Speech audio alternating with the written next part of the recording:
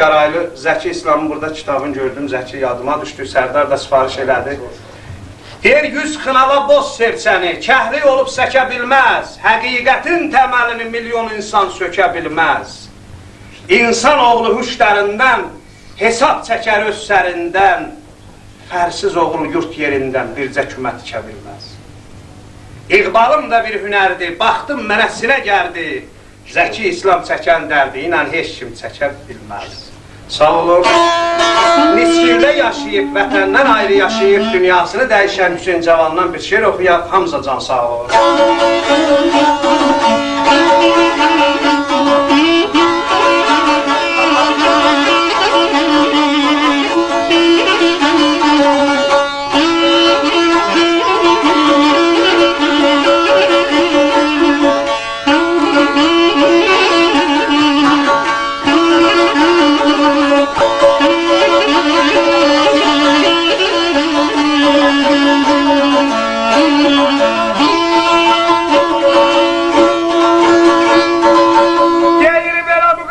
Vətəninə Allah'ına torpağı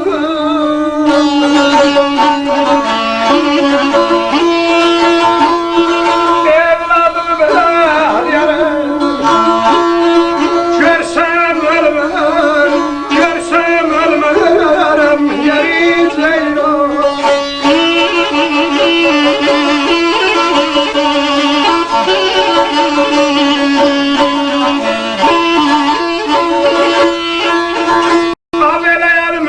Leyla ey bahçanın bağı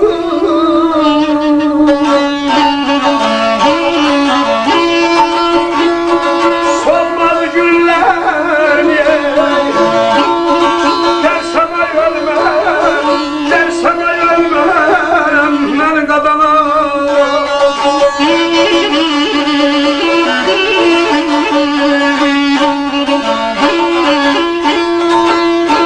Hüseyin Cavan rəhmətliyin axır ömrüləri idi, bir xəbərini Qarq xanım kəsir qabağını deyir, Hüseynəm, arzuların nə ola bilər? Sənin arzu deyir, abala, mənim arzularım hamısı kitabların varaqlarındadır. Bir arzum var o sinəmdə. O nə arzudur? O arzu, bu qismət olsun, onun şairdinə Aşıq Mahmud Məmmədova ki, vətən həsrətinin arzusunu çəkirdi Hüseyin Cavan. Müqəddəs vətənin ana torpağın, evladım bəxtiyar görsəm ölmərəm. Ərimlə əhdiyim baxcanın bağın solmaz güllərini dərsəm ölmərəm.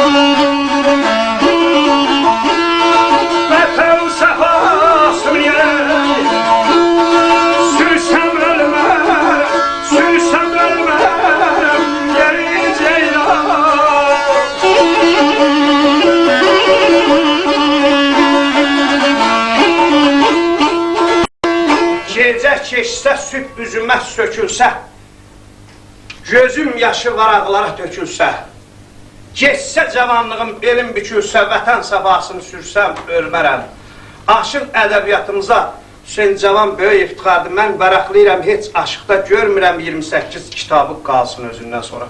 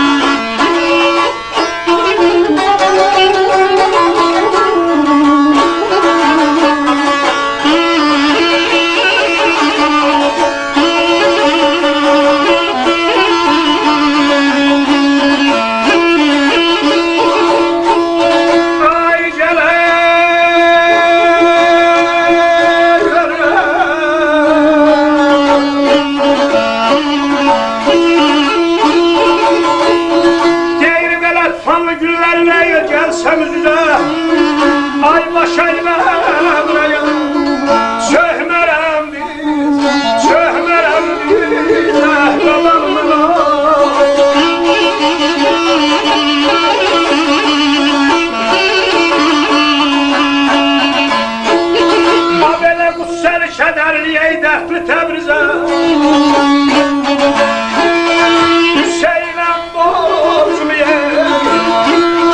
versem ölmem, versem ölmem Ceylan